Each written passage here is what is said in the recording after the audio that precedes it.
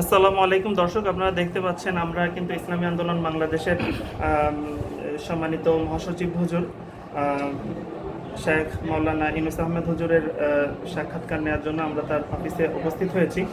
তো একটু পরেই ইসলামী আন্দোলন বাংলাদেশের উদ্যোগে একটা বৃহৎ মিছিল বের হতে যাচ্ছে। তো এই সম্পর্কে হুজুরের কাছ থেকে আমরা বিস্তারিত জানবো ইনশাআল্লাহ। আসসালামু আলাইকুম রহমতুল্লাহ। ওয়ালাইকুম আসসালাম ওয়া রাহমাতুল্লাহি। হুজুর কেমন আছেন? আলহামদুলিল্লাহ। হুজুর, বর্তমান দেশের চলমান পরিস্থিতিতে সব জল্পনা কল্পনার অবসান ঘটে ইসলামী আন্দোলন বাংলাদেশ মাঠে নামার জন্য প্রস্তুতি গ্রহণ করেছে। তো অনেকে বলছে যে ইসলামী আন্দোলন বাংলাদেশ আসলে ঘরে বসেছিল এতদিন পর্যন্ত। এই ব্যাপারে আপনাদের মন্তব্য কি? আপনারা জানেন, ইসলামী আন্দোলন বাংলাদেশ সবসময়ই অন্যায়ের বিরুদ্ধে ন্যায়ের পক্ষে ময়দানে থাকে। আমরা এই বিষয়ে কখনোই চুপ ছিলাম না। আমরা বারবার করে বিবৃতিও দিয়েছি, বৈঠক করেছি, পরামর্শ করেছি, সিদ্ধান্ত নিয়েছি।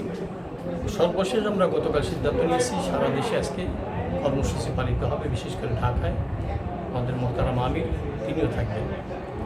বিষয়টা হলো, দেশের অবস্থা আপনারা জানেন। গতকালও 6টা প্রাণ ঝরে পড়েছে, 6 জন মায়ের বুক খালি হয়েছে, শত শত ছাত্র ছাত্রী ভাই বোনেরা আহত হয়েছে, অনেক মেয়েদেরকে হেনস্থা করা হয়েছে। তাদের কি অন্যায় ছিল? যে দাবিতে তারা ময়দানে নেমেছিল, কোটা সংস্কার চেয়েছে। তারা তো কোটা বাদ দিতে বলে নাই, সংস্কার চেয়েছে। আমাদের দেশের অবস্থা, অন্যায়ের বিরুদ্ধে কথা বললে, অধিকারের কথা বললে তার বিনিময়ে আসে গুলি। আপনারা জানেন, বাবা মায়ের কত কষ্ট করে সন্তানকে মানুষ করতে চায়, মানুষের মতো মানুষ বানাতে এবং উচ্চশিক্ষা শিক্ষিত করার জন্য কত মেহনত করে, কত টাকা পয়সা খরচ করে, অপেক্ষায় থাকে ছেলেমেয়েরা মানুষের মতো মানুষ হবে, তাদের মুখে হাসি ফুটবে, বার্ধক্যে তারা বাবা মাকে দেখভাল করবে। কিন্তু আকস্মিকভাবে তাদের এই স্বপ্ন ধূলিসাৎ হয়ে যাবে, তারা কল্পনা করতে পারে না। আপনারা দেখেছেন, দেশের প্রত্যেকটা দ্রব্যের মূল্য বৃদ্ধি পাচ্ছে, কিন্তু সস্তা হয়েছে মানুষের প্রাণ আর গুলি। এদেশের মানুষের টাকা দিয়ে গুলি খরিদ করা হয়েছে, সেগুলি ব্যবহার হচ্ছে দেশের মানুষের মুখে, আর প্রাণগুলো ঝরে যাচ্ছে। এ নিয়ে দেখভাল করবার মতো কেউ যেন নাই। বিশেষ করে অবৈধ সরকারের অবৈধ প্রধানমন্ত্রীর যে উস্কানিমূলক বক্তব্য, এতে পরিবেশ আরও ঘোলাটে হয়েছে। তার সাথে যোগ হয়েছে ওবায়দুল কাদের সাহেবের উস্কানিমূলক বক্তব্য, কেমন যেন গরম তেলে ঘি ঢেলে দিয়েছে। আজকে হেলমেট বাহিনী কারা লালন পালন করতেছে। আমরা দেখতেছি যারা সন্ত্রাসের বিরুদ্ধে কথা বলে, তারা আজকে সন্ত্রাস লালন করে, লেলিয়ে দিচ্ছে নিরীহ নিরস্ত্র ছাত্র ভাইদের। এইভাবে একের পর এক প্রাণ ঝরে পড়তেছে। এভাবে আর কতদিন চলতে পারে? এই জন্য ইসলামী আন্দোলন বাংলাদেশ কর্মসূচিতে বাধ্য হয়েছে, কারণ এই অন্যায় আর দেখা যায় না।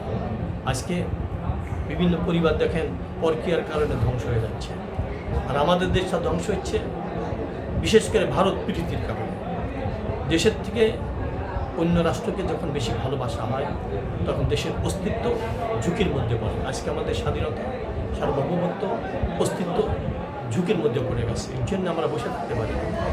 দেশবাসী ভাই বোনদেরকে আমরা বলতে চাই, অন্যায়ের বিরুদ্ধে আপনারা সোচ্চার হন, দলমত নির্বিশেষে পিসাব চরমায়ের হাতকে মজবুত করেন এবং ইসলাম, দেশ, মানবতার পক্ষে আপনার আওয়াজ তোলেন। এই দাবি সবার কাছে।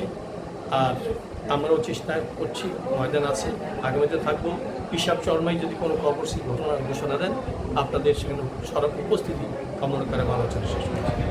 সাম্প্রতিক বিএনপি নেতা গোলাম মাওলা রনি সে চরমনাই সম্পর্কে একটা মন্তব্য করেছে যে চরমনাই হচ্ছে ঘরে বসে তারা শুধু আন্দোলন দেখছে আর তারা কাঁদছে। এ ব্যাপারে আপনাদের কি কোনো বক্তব্য আছে? তার যেটা যতটুকু জানা আছে সেই মোতাবেক মন্তব্য করেছে। তার হয়তো জানা ছিল না, আমরা নিয়ে বারবার বৈঠক করতেছি, বিবৃতি দিচ্ছি, এটা জানা ছিল না আপনাদের। এখন তার ধারণার উপরে কথা বলেছে। মূলত আমরা কখনো অন্যের প্রতিবাদ না করে ঘরে বসে থাকবো এবং কখনো আমাদের ইতিহাস নেই, এরা তার ধারণার মোতাবেক বলেছে। এখন আজকের কর্মসূচির মাধ্যমে তার ভুল ভেঙে যাবে বলে আমরা আশা করতেছি ইনশাআল্লাহ। আপনাদের যে ছাত্র সংগঠন আছে, এই ছাত্র সংগঠনের উপর প্রতি আপনাদের নির্দেশনা কি? আর তারও যেখানে শুধু ইসলামী আন্দোলন বাংলাদেশ না, আমাদের যত সহযোগী সংগঠন প্রত্যেকটা সংগঠন অন্যের প্রতিবাদ করবে, অন্যের বিরুদ্ধে ময়দানে থাকবে। এটা আমাদের আগেও ইশারা ছিল, এখনও আছে, থাকবে। বর্তমান কোটা সংস্কার আন্দোলনটাকে আপনারা কতটুকু যৌক্তিক মনে করছেন এবং এই ব্যাপারে পুরোপুরি আপনাদের যৌক্তিক। অবস্থান? তারা সংস্কার দাবি করেছে, কারণ নির্দিষ্ট নির্ধারিত কিছু লোক যোগ্যতা নাই, এরপরও তারা চাকরি পাবে। আর যারা এত কষ্ট করে মেধার বিকাশ ঘটাতে চায়, তারা মেহনত করে, তারা বঞ্চিত হবে, এটা তো মেনে নেওয়া যায় না। এই জন্যে ছাত্রদের এই যৌক্তিক আন্দোলনকে আমরা সমর্থন করি। আপনি খুলনার সন্তান হিসেবে খুলনা, বাগেরহাট, যশোর এই দক্ষিণাঞ্চলের ছাত্র সমাজের উদ্দেশ্যে কি আপনি কিছু বলবেন কিনা? আর শুধু খুলনা নয়, সারা দেশের ছাত্র সমাজ, বিশেষ করে ইসলামী ছাত্র আন্দোলন বাংলাদেশে যারা যেখানে আছে, সবাই অপেক্ষায় থাকবে কেন্দ্রের নির্দেশের অপেক্ষায়। কেন্দ্র থেকে যে কোনো কর্মসূচি দিবে, সাথে সাথে বাস্তবায়নের জন্য তারা ময়দান নেবে। আন্দোলন কি শেষ পর্যন্ত, কোটা সংস্কার আন্দোলনের শেষ পর্যন্ত আপনারা কি সাধারণ ছাত্রদের সাথে থাকবেন কিনা? আমরা তো আছি, এই জন্যে তো আমরা আজকে কর্মসূচি দিয়েছি। তাদের আন্দোলনে আমরা সমর্থন করি, আগামীতে করব। ন্যায্য যে কোনো অধিকার আদায়ের জন্য কোনো আন্দোলন হলে আমরা স্বীকার করি। আবু সাইদ নামে যে ছেলেটা হত্যা হলো, এটাকে আপনি কিভাবে দেখছেন? আপনারা কিভাবে দেখছেন? এটা কি পরিকল্পিত নাকি এটা নির্দয়ভাবে কোনো সুস্থ মস্তিষ্কের মানুষ এইভাবে একজন মানুষকে হত্যা করবে, গুলি করবে, এটা ধারণাও করতে পারি নাই। সেও হয়তো ধারণা করতে পারে নাই। সে সৎ সাহস নিয়ে দাঁড়িয়েছিল, কিন্তু এইভাবে তার তাজা প্রাণ ছেড়ে পড়বে, এটা কেউ কল্পনা করে নাই। এটা নির্দয়ভাবে তাকে হত্যা করা হয়েছে। বর্তমান প্রধানমন্ত্রী গতকালকে যে বক্তব্য দিলেন জাতির উদ্দেশ্যে, এই বক্তব্য আপনাদের কতটুকু আশ্বস্ত করেছে? কিন্তু আদালতে দেখেছেন, হাইকোর্ট দেখেছে, তিনি মাঝে মধ্যে দেখান এরকম। তো এর উপরে আস্থা রাখার মতো অবস্থা এখনও তৈরি হয়েছে বলে মনে করি না, কারণ তার বক্তব্যের মধ্যে কিছু ধোঁয়াশা রয়ে গেছে। কিন্তু হাইকোর্ট দেখেছে, তিনি বলতে পারতেন আমি উদ্যোগ নিচ্ছি, অতি সত্বরে একটা ব্যবস্থা নেওয়ার জন্য আমরা চিন্তা করতেছি, তাও বলেন না। বলছেন ওটা হাইকোর্টের থেকে একটা ভালো ফয়সালা আসবে, এই অন্ধকারে রেখে একটা বক্তব্য।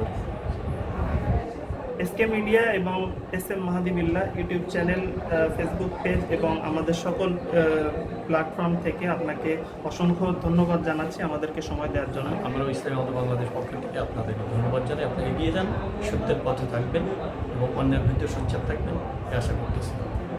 আসসালামু আলাইকুম। ওয়ালাইকুম আসসালাম।